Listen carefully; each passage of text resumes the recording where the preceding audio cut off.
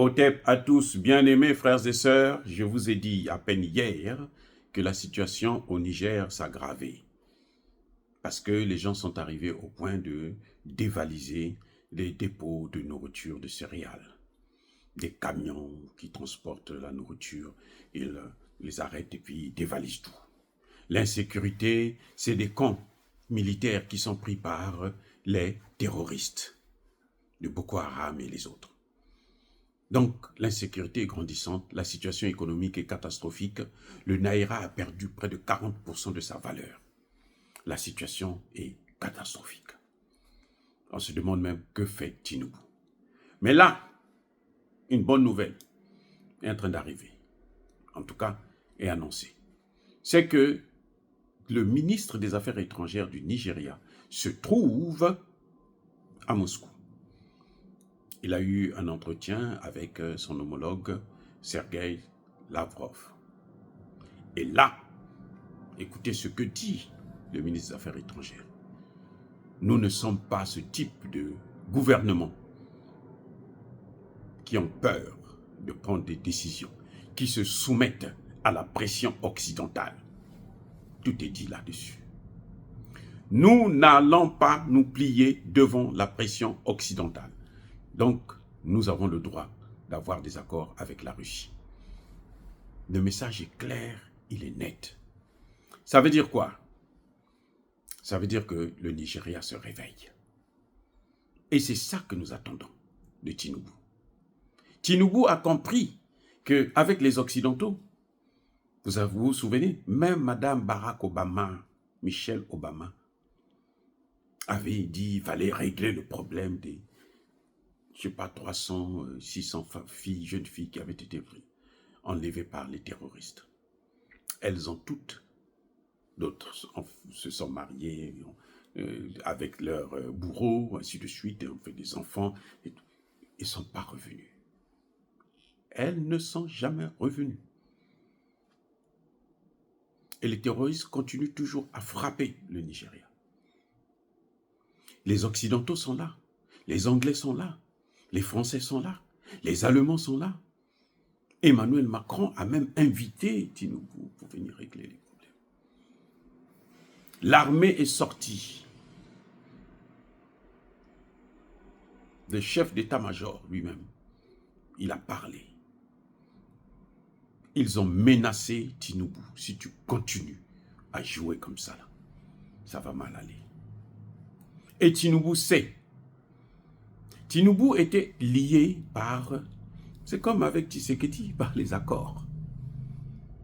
Ce sont les Américains qui l'ont soutenu. Ce sont les Anglais qui l'ont soutenu. Ce sont les Français qui l'ont soutenu, sachant qu'il avait des casseroles. Il trimballait des casseroles. Donc avec ces casseroles, on pourra lui faire le chantage. Et c'est ce qui se passe actuellement. Mais le Nigeria n'est pas de nature à se faire avoir.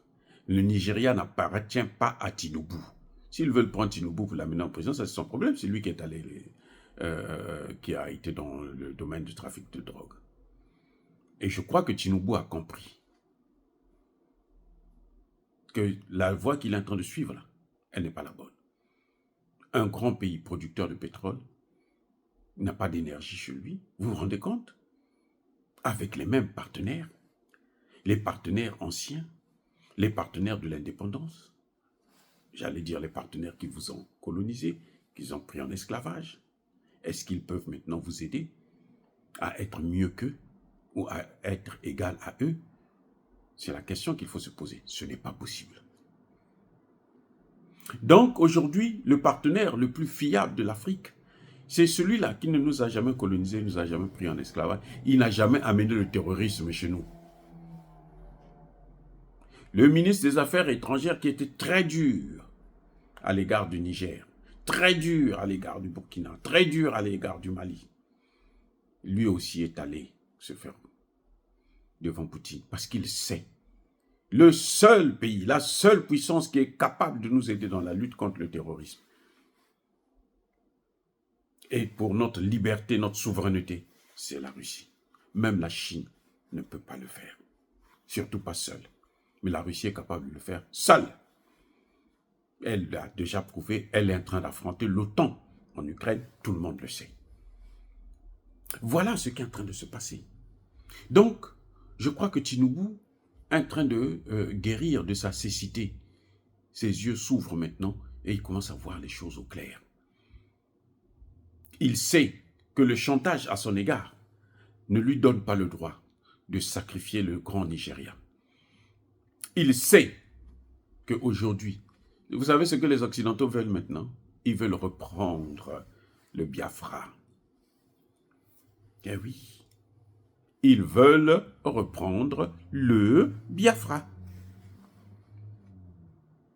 C'est ça ce qu'ils veulent. C'est pour ça qu'ils sont passés par l'affaiblissement de l'économie, d'abord du Nigeria. Mais c'est peine perdue maintenant parce que le Nigeria a compris. Bon, vous allez encore trouver des Africains qui vont dire non, Tinubu avait sanctionné le Niger, donc Tinubu ne peut rien faire. Non, moi je ne suis pas de cette nature. Quand quelqu'un fait quelque chose de bien, il faut le soutenir. Et je vous ai dit hier que la situation était critique. Je vous dis maintenant, aujourd'hui, que, ils ont trouvé la solution. Les autorités du Nigeria ont trouvé la solution pour relancer l'économie et pour régler les problèmes de sécurité. Les seuls qui peuvent les aider, ce sont les Russes. La Russie a connu le terrorisme en Russie là même. Pendant plusieurs années, c'était très très dur pour lutter contre le terrorisme.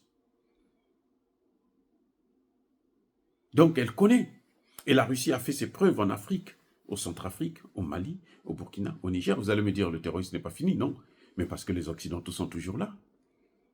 Vous voyez, le Biafra, c'était dans les années 60. Ils sont en train de vouloir relever ça. Ils veulent diviser le Nigeria en 3 parties.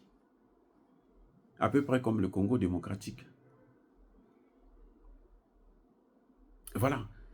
Mais là, le ministre des Affaires étrangères a été clair. Quand il dit « Nous n'allons pas céder à la pression », il s'adresse à qui? Qui veut lui faire la pression? C'est le Mali? C'est le Burkina? C'est le Niger? C'est le Centrafrique? C'est le Tchad? Non. Ce sont les mêmes ennemis de l'Afrique. Ceux qui, concernant l'Afrique, ils sont toujours prêts à écraser tous les pays africains, à les dominer. Vous voyez, Macron est en train de chercher la guerre en Ukraine, là. C'est pas l'Ukraine. Macron ne va pas envoyer ses soldats en Ukraine. Il va envoyer une petite partie qui va s'agiter là-bas en Ukraine pour déconcentrer Poutine, en quelque sorte. Mais lui, il va envoyer ses soldats dans le Sahel. Nous savons. C'est simple. On connaît ces jeux-là parce que ça fait trop longtemps qu'on est tombé dans leur piège. On ne tombera plus dans le piège. J'ai confiance aux Nigériens. J'ai confiance à l'armée nigériane parce que je sais que cette armée est capable de prendre ses responsabilités quand il faut les prendre. Ils n'auront pas peur ni des États-Unis, ni de l'Union européenne, de qui que ce soit. Et si Tinubu ne redresse pas la situation, ça m'étonnerait qu'il puisse terminer l'année 2024. Dire cela, c'est inciter à la haine ou à la violence? Non. Nous voulons la paix en Afrique. Nous voulons le développement en Afrique. Ceux qui veulent venir en Afrique, ils n'ont qu'à venir avec l'argent pour investir, comme font les Chinois. La Chine, aujourd'hui, investit 350 milliards de dollars, alors que les États-Unis, ils investissent à peine 64 milliards. Et ça ne fait que diminuer. La Russie est en train de monter 30% chaque année. En 2022, ils étaient à 23 milliards. Donc maintenant, là, ils devraient être autour de 40 et pratiquement égal aux États-Unis d'Amérique. Plus que l'Union européenne. La France même. La France n'a jamais investi en Afrique. La France vient pour piller. Là, c'est encore pire. Bref, soyez bénis, abondamment bénis par le Dieu de Kémite et par nos ancêtres angélisés. Mais que tous ceux qui persécutent le continent africain le pillent et le déstabilisent, qu'ils soient noirs, blancs, chinois, arabes, juifs, indiens, qui qu'ils soient punis, maudits, foudroyés, neutralisés, écrasés, effacés par le Dieu de Kémite et par nos ancêtres angélisés. Vive l'Afrique éternelle, j'ai dit et j'assure.